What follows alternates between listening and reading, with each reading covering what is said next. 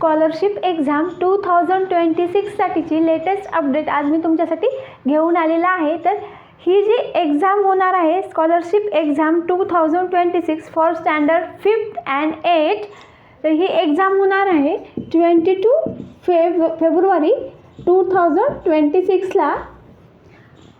आणि या परीक्षेचे जर तुम्ही फॉर्म भरले नसतील फॉर स्टँडर्ड 5th and 8thसाठी, तर ते फॉर्म तुम्हाला अजून पण भरता येतील। एकतर तुम्ही शाळा थ्रू फॉर्म भरू शकता किंवा शाळेत जर ते फॉर्म नाही भरले गेले तर तुम्ही ऑनलाईन पण भरू शकता। तर लास्ट डेट आहे फॉर्म भरायची 8 डिसेंबर आहे।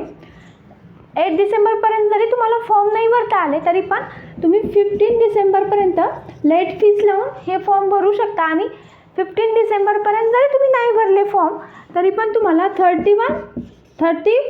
31 डिसेंबरपर्यंत तुम्हाला हे फॉर्म भरता येतील। पण त्यावेळेस तुम्हाला अतिविलंब शुल्क लागेल, थोडीशी फीस जास्ती भरावी लागेल, त्यानंतर मात्र हे फॉर्म तुम्हाला भरता नाही येणार।